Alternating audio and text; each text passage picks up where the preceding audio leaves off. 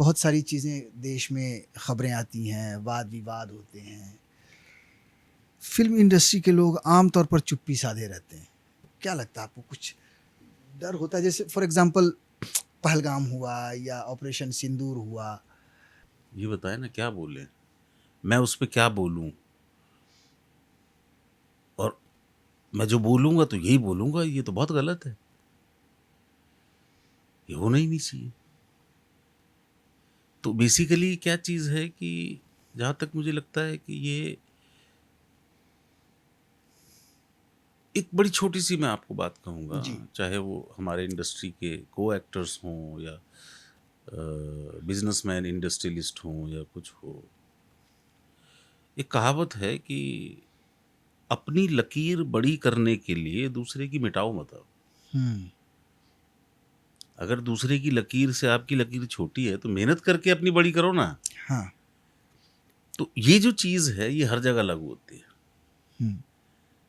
आप एक रिफ्ट फैलाने के लिए इस तरह का एक एक्ट को अंजाम देते हैं कि ये ऐसे नहीं तो ऐसे टूट जाए समाज।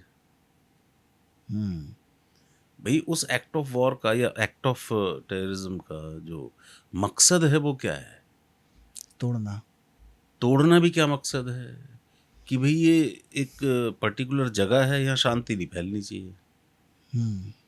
फैल रही है तो उसमें आपने एक और पॉइंट ऐड कर दिया कि आप उनका मज़हब पूछ के गोली मार रहे हैं। इससे क्या होगा? इससे इस देश के समाज में नफ़रत फैलेगी। बिल्कुल। तो बेसिक मतलब ये नहीं है, बेसिक मतलब ये है कि आप हमारे देश को कमज़ोर करना चाहते हैं। तो ये फिर जवाब तो हमारे पास भी है। तो इसमें मैं as a film industry person, मुझे कोई डर नहीं है कि मैं अगर दूसरे देश के खिलाफ बोलूं तो मेरा काम वहाँ देखेंगे, नहीं देखेंगे ना देखे। भाई अभी इंटरव्यू में आमिर खान साहब परसों नरसों आपकी अदालत में उन्होंने बोला कि वहाँ पाकिस्तान में आपकी फिल्म रिलीज़ नहीं कर रहे हैं, वो झंडा हटाओ बोल रहे कि काहे को हटा दे झंडा भाई, ना करे ना करे।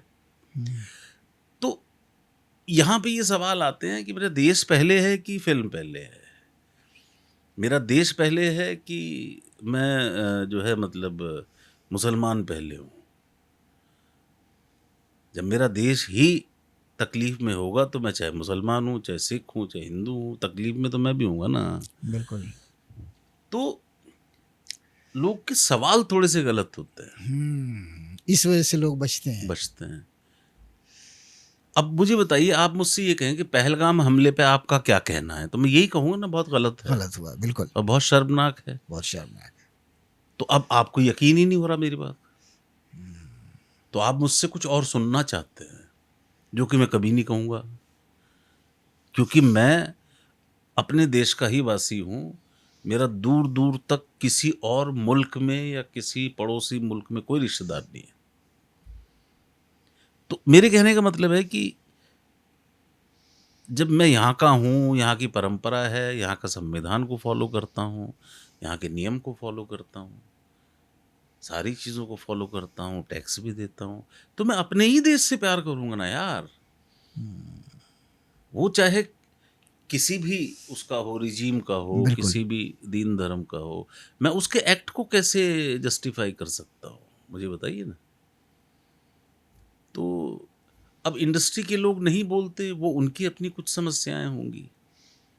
नहीं, वैसे जो अभी आपने कहा कि पूछने का तरीका और पेश करने का पेश तरीका, करने का ये भी एक तरीका एक है एक वजह है जिस वजह से वजह। लोग खामोश रहते हैं। ये हाँ, मैं खुद पर्सनली महसूस दूसरे करता क्या हूँ। है कि मतलब आप मीडिया के आदमी हैं, रिपोर्टिंग करते हैं, चाहे एंटरटेनमेंट की ही करते हैं, तो वो जजमेंटल बहुत जल्दी होने की आज वो हो गई है कि मतलब वो या तो कहीं से कुछ नैरेटिव मिलता है कि इस चीज़ को ऐसे पेश करना है, क्या करना है पता नहीं। खबरें मैं भी देखता हूँ, लेकिन क्या है कि पहले से ही आपने एक, आप न्यूट्रल नहीं हैं, जबकि मीडिया को न्यूट्रल होना चाहिए, है ना? तो न्यूट्रल नहीं होंगे तो आपके पक्षपात की थोड़ी सी बू आने लगती आने है लगती कि है। ये ऐसा क्यों बोल रहे हैं। आप ये सवाल कर सकते हैं ना कि आप उनसे सवाल करिए ना कि आपसे ये क्या मतलब है इस तरह का आप स्टेटमेंट दे रहे हैं। और हमारे जो जिम्मेदार लोग हैं उनको भी होना चाहिए कि वो इस तरह की चीज़ें ना करें कि जैसे किसी ने एक बात कह रहा हूँ मैं, उनके अपने तरीके हों, राफेल पे नींबू मिर्च लगा के दिखा दिया थे, हाँ, ज़रूरत ही नहीं है। इसकी ज़रूरत नहीं है। या किसी ने वो मोदी जी का सर जो है गायब करके पोस्टर लगा दिया, तो इससे क्या होता ना कि एक अजीब कुछ मैं इसको ज़रूरी नहीं समझता। वो चीज़ आप के ही अगेंस्ट चली जा रही है। बेसिकली वो इंटेलिजेंस नहीं दिखाता है। आप देश के कुछ सर्वोपरि ओहदों पे बैठे हैं, तो वो देशवासी सोचते हैं ना कि अच्छा इनकी इतनी सी सोच है बस, ये तो बच्चों की लड़ाई में होता है।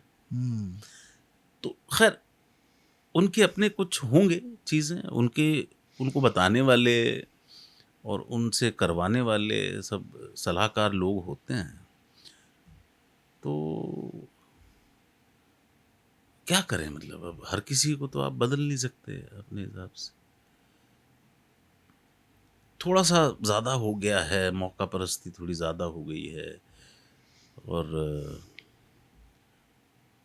पब्लिसिटी के लिए या किसी के लिए या न्यूज़ में बने रहने के लिए लोग कुछ भी करते हैं मेहनत के अलावा, है ना। अब जैसे अगर आपको एक जिम्मेदारी दी गई तो वो कहेगा भाई मुझे दी जानी चाहिए थी। अब वो आपके काम में तो रोड़े आपकी हेल्प करेगा ही नहीं वो आपके काम में रोड़े और अटकाएगा कि ये हटे तो मैं बैठूं। तो इस चक्कर में काम नहीं हो पाता है, लोग तो फिर भी बदलते रहते हैं। तो सवाल तो बहुत सारे उठते हैं और बहुत सारे उनके जवाब ना सरकार देती है ना ओहदे पे बैठे हुए। मैं खाली पॉलिटिकल उसकी बात नहीं कर रहा हूँ, मैं हर फील्ड की और उसकी बात कर रहा हूँ, है ना। जैसे ऐसा होता है ना कई बार कि आपका बहुत अच्छा एक प्रोग्राम आया था, सर उसका दूसरा पार्ट कब आएगा। मैंने कहा वो चैनल वालों ने मना कर दिया, हम नहीं बनाएंगे। बोले क्यों, ये तो इतना अच्छा था। तो अब वो एक वहाँ बैठा हुआ है, कोई डिसीजन उसकी मानी जा रही है, लोगों की मानी नहीं जा रही है उनको उसके इंतज़ार है उसके सेकंड सीजन का। तो ऐसे बहुत सारे लूप होल्स हैं, बहुत सारे लेग पुलिंग लोग हैं, पीछे से खींच लेते रही तो ज़्यादा बढ़ रहा है। बिल्कुल। हाँ तो भैया हम तो सीढ़ी पे चढ़ते ही नहीं, हम तो ज़मीन पे खड़े हुए ठीक है। श्रेष्ठ भारत पर खबरों से जुड़े रहने के लिए चैनल को सब्सक्राइब और लाइक करें, बेल आइकन दबाएं और देखते रहें श्रेष्ठ भारत।